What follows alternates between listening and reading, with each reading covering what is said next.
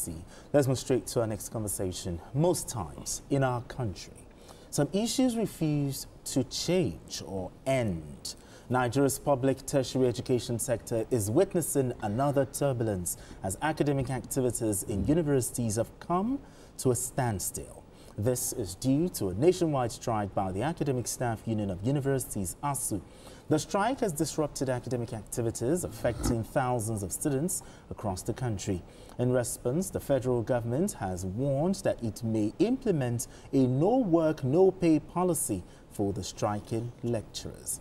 All right, gentlemen, I mean, right here on this table, we pleaded that the government look into the demands of ASUU, if you remember. But Bikio, talk to me, what key grievances, pushed ASUU to embark on yet another strike, despite previous negotiations with the government? No, there are outstanding issues.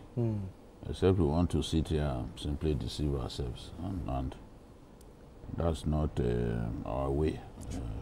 Except those who don't know us. It's not our way. We'll say the truth, because the truth will set free. Talking about the 2009 agreement, there are still outstanding issues.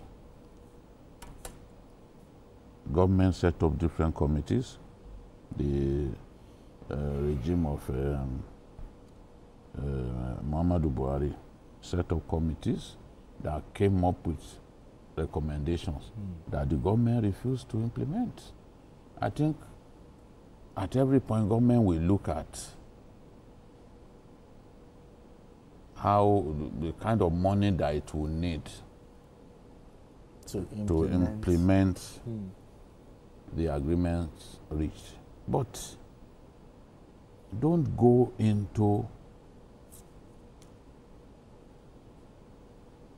agreements that you know you cannot fulfill or implement. If you know that this is going to be too tough, too financially demanding, don't get into such agreement. But if you get into an agreement, you are obligated to honor your own side of the bargain. This is the problem with successive governments in our country. I mean, people can say all kinds of things about ASUU. And even when ASUU makes legitimate demands that, look, this IPPIS that you enrolled us into by force, by fiat, it is not made for the university system. Its unitary nature will not allow it to effectively run within an academic environment like the universities, like the tertiary institutions generally. They pleaded. And when that government said, okay, come up with your own payment structure, they came up with UTAS. They didn't agree. It took the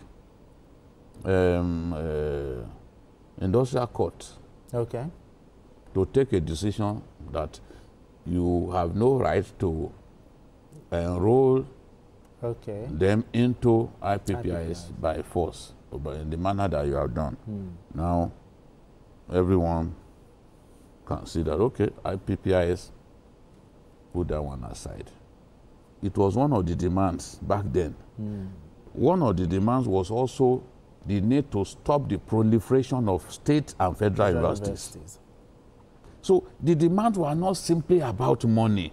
Those who are minded to abuse ASUU, call ASUU names, will say that every agitation is about money. They want more money in their pockets. In any case, how is it illegitimate for somebody to say that he wants better wages? Exactly.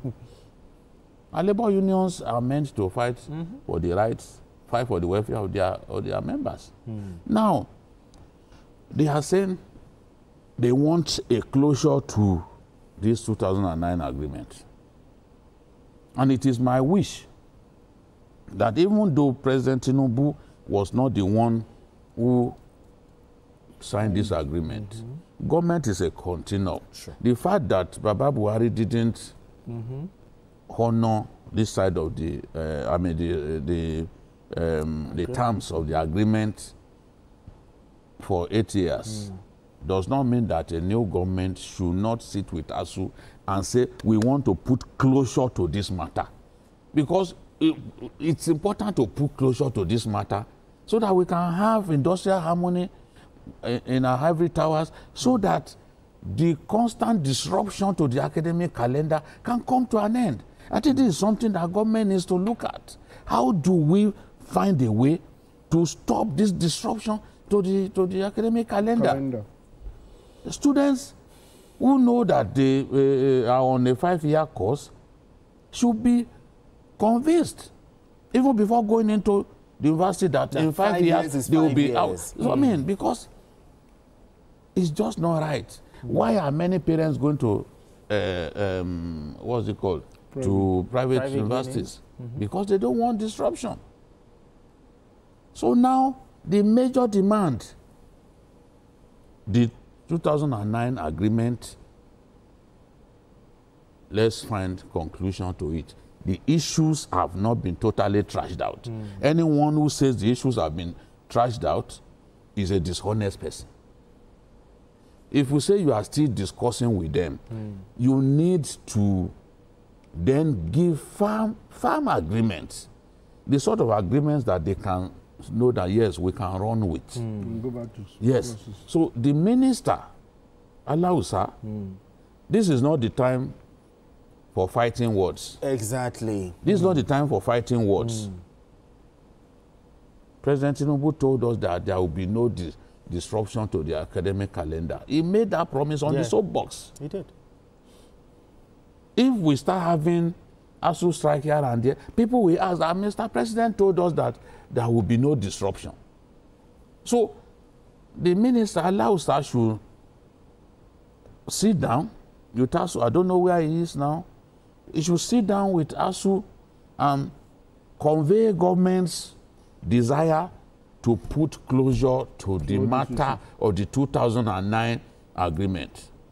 And I don't think ASUU would be pig-headed, would be stubborn and say, no, it has to be our way or the highway. There has to be some concessions that will be made along the way in line with our current realities as a nation. There has to be that engagement, an engagement in which the stakeholders feel comfortable, the stakeholders feel convinced that this is heading somewhere. This is what we want to see. Not threatening people that you won't pay, you won't pay. That's not, that should not even be the first thing that we start to hear. I don't know people who advise people in government. I really don't know who. That should, because when you start to, it then suggests that, oh, it's because you don't want to engage. And true. I don't think that government does not want to engage. I also don't think that ASUU does not want to engage, because ASUU has said, oh, we are ready to negotiate with government. Sure. And this is a warning strike. So it's an opportunity for us to sit down and find a way to end it, because it's embarrassing to hear that ASUU is on people. Examinations have been disrupted. Yeah, sure. So, and that's not what we want to see. We thought that this sort of thing will no longer happen. It will do the government, the Tinubu administration, a word of good. If Nigerians can say, oh, under President Tinubu, there was no... the specter of routine strike by ASUU was banished. And I know it's possible. It just takes, what's it called? It takes that determination or the political will. The same political will that the president mobilized from the inner recesses of his heart. They'll say, oh, this subsidy. Okay, so, oh, subsidy, okay. That was sweeten a few. We want to put an end to it. He knew that most people will never try that in the first term. But it's only those who don't know Tinubu. That was a really bold one. Those who didn't know Tinubu will say he cannot do in first time. But I'm a witness to him doing a similar thing in Lagos as governor. That's true. When he resized the Lagos bureaucracy. And we had to let many people go. Not many people will try that during their first time. Because it could cost you. You may lose the election. Exactly. So, I mean, Kaidi, I just want closer to this matter. It's as simple as that. Invoking the no work, no pay policy, don't you think this will escalate more tensions? Let me make an open confession. You know, when I heard that statement, even as an editor, I tried to play it down because there's an interest to have a closure to this issue. So, in one breath, the minister is saying that we are appealing to ASUU to sheathe their sword. In another breath, there's also some kind of blackmail. Oh, students, just please appeal to your lecturers, you understand, to tell the lecturers to back down. Those are better words than saying, I'm going to issue no work, no pay policy. I think that should not be on the table. If it is possible for the government, you understand, to to apologize over that comment. Because if you are having a negotiation, and when you even look at the issues, because that's where I'm looking at, the minister is saying, we have addressed all these issues. And the people are saying, the government, you're not serious. And I think that's the anger of ASUU, that if we are discussing and we are making it black and white to you, for example, some of the things they listed clearly is that they call it renegotiated, which means that what BKO is even suggesting is part of the things ASUU must have considered. Because what was agreed in 2009, a lot of water that passed under the bridge, and you need to consider the current reality. And probably, let's now know what the renegotiated 2009 agreement is. He also talked about payment of withheld 3.5 months salaries, sustainable funding, and revitalization of public universities. So these are germane issues. These are things that it's beyond about increase our pay. But my problem is this is not the first time. Any strike, the government is always so quick to no work, no pay. It should not be under the pay. Is this according to the international labor standards? Don't say that. ASUU in this country went on strike for no less than 6 months, and nobody invoked the no pay reason. It's a recent thing. It's a recent thing. In fact, I can say that even during the military era, ASUU went on strike and they got paid. That was very true. Yes. That's very true. I'm a historian. I know these things. During military era, ASUU went on strike, they got paid their salaries. It was President Buhari who then said, okay, this time I will not pay. No work, no pay. Well, President Tinubu came and paid some part of it, yes. So that's he didn't pay everything. Okay, the 50 billion? Yeah, he didn't pay everything, all the outstanding salary. But they are now saying, okay, pay us the balance. That's it. The balance is the 3.5 that they are talking about. Months, so it's not that every time government. It's a recent thing. This one I'm disappointed that Alausa can be talking about and telling VCs to start compiling names of who are not at work. No. The first thing that you should do is let's engage these people. That's it. Because the government has a lot more to lose. Okay. And the ASUU chairman was saying, oh, that government is just trying to divide, the government wants to divide the union? The lecturers. The lecturers. There was already division. When some people can just let me finish before you rush out of here. When some people decided to form CONUA, did they not on their own divide? Did they not divide the academic community? When we had the NM whatever, the other group, that the former minister was happy to register them. Yes. I think there's CONUA, there's another one for medical academics. Okay. Different from NME. Yeah, let me try to get the NAMDA, those ones they are medical parallel academics, you know. So there's division already. It's not like, okay, this government is trying to divide people. You are already divided. with Konwa there, and Konwa is not on strike now.